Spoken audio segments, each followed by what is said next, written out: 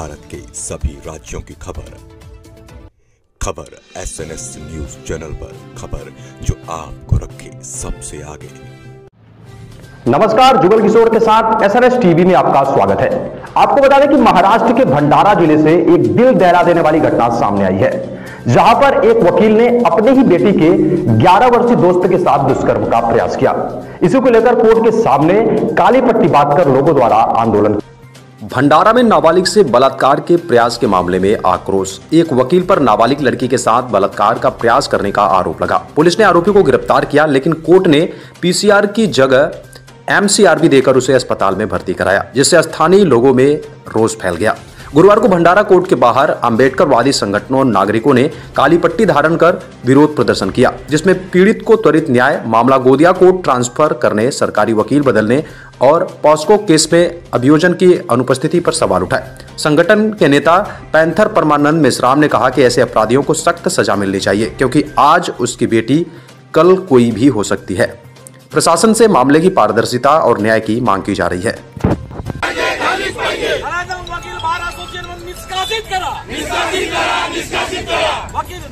वकिलाला समर्थन देणारा वकील संघाचा निषेध असो। त्यांनी एक मोठं आंदोलन केलं आहे आणि काय न्यायालयातून तुम्हाला काय अपेक्षित उत्तर मिळालं? 3 दिवसाच्या आधी भंडारा शहरामध्ये भंडारा जिल्हा कोर्ट बार असोसिएशनचा उपाध्यक्ष, ज्याचं वय 50-54च्या जवळपास आहे, त्यांनी 11 वर्षीय मुलीवरती बलात्कार करण्याचा प्रयत्न केला। मुलगी फार शितापीनं बाहेर पडली। त्याची रितशीर तक्रार भंडाराच्या पोलीस स्टेशनवर दाखल केली गेली आणि ती जेव्हा माननीय कोर्टामध्ये येतंय तेव्हा त्या कोर्टाच्या मध्यस्थीच्या समोर बार असोसिएशनकडून अत्यंत हास्यास्पद, लज्जास्पद आणि संतापजनक तेवढंच क्लेशदायक वर्तन केलं गेलेलं होतं।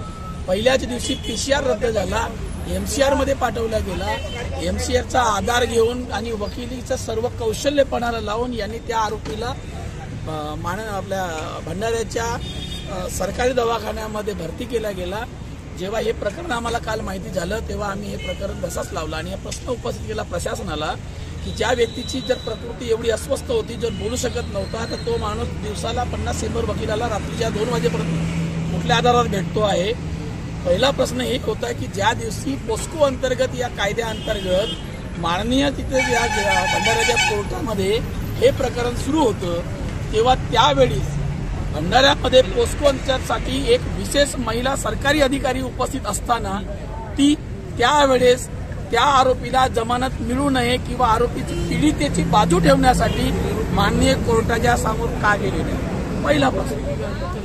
नंबर 2, ज्या सरकारी वकिलांनी ही बाजू ठेवलेली होती त्या वकिलाने कसलाही आर्ग्युमेंट न करता, मला या प्रकरणाची कसलीही माहिती नाही आहे, माननीय कोर्टाला जे न्याय म्हणजे जो काही न्यायनिवाडा द्यायचा असेल, निर्णय द्यायचा असेल, तो त्यांनी खुशाल करून द्यावा, हे कुठल्या अधिकारामध्ये म्हणालेला होता। आणि नंबर 3, कोर्टानं MCR देत असताना कसल्याही डॉक्टरांची परवानगी म्हणजे पत्र नसताना त्याला दवाखान्यामध्ये रेफर करण्याचा कुठल्या आधारावर दिला गेला होता, या सर्व प्रकरणाला घेऊन आज संबंध भंडारा जिल्ह्याचा बार असोसिएशन, मला वकिलांविषयी अत्यंत सन्मान आहे, परंतु दुर्दैव असं आहे की 11 वर्षाच्या मुलीवर जेव्हा इथं अतिप्रसंग करण्याचा प्रयत्न एखाद्या वकिलाकडून केला जातो आणि तो यासाठीचा फक्त त्या आरोपीला समर्थन होतो आहे भंडारा जिल्हा बार असोसिएशन कडून की तो बार असोसिएशनचा उपाध्यक्ष आहे। हा प्रकरण माझ्या मुलीसोबत झाला, याचा अर्थ असा की उद्या तुमच्या मुलीसोबत होणार नाहीये।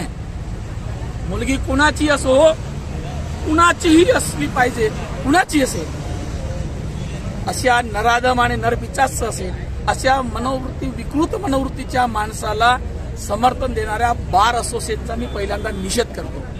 आज माननीय कोर्टाच्या समोर हे प्रकरण आलं होतं, सर्व विविध सामाजिक संघटनांमध्ये काम करणारे कार्यकर्ते इथं आले, एकत्रित आले आणि या प्रकरणाला विरोध करण्यासाठी माननीय न्यायालयाच्या कोर्टाच्या समोरच्या गेटच्या समोर निदर्शनं केली आणि आमचा पहिला विजय यासाठी झाला की त्याचा आज जमानत रद्द होण्याच्या मार्गावर रद्द झाल्यासारखी आम्हाला प्राथमिक आता अंदाज आहे, जी माहिती मिळालेली आहे। जर मिळालं नाही तर भंडारा जिल्ह्यामध्ये, भंडारा शहरामध्ये भविष्य म्हणजे आजपर्यंत जे कधी झालं नसेल तसं आंदोलन, त्या मुलीला, त्या पीडितेला न्याय मिळावं यासाठी समाजाच्या विविध संघटनाचे कार्यकर्ते एकत्र येऊन या ठिकाणी आंदोलन करू। या आंदोलनामध्ये पोलीसबाई संघटना होती, पोलिसांची जे रिटायर्ड लोकांची संघटना आहे ते सहभागी होते, भीम आर्मी आहे, विविध सामाजिक म्हणजे सर्वांच्या बाबतीत म्हणणार तर विविध सामाजिक चळवळीतले कार्यकर्त्यांनी येऊन आज या ठिकाणी यशस्वी आंदोलन केले। धन्यवाद।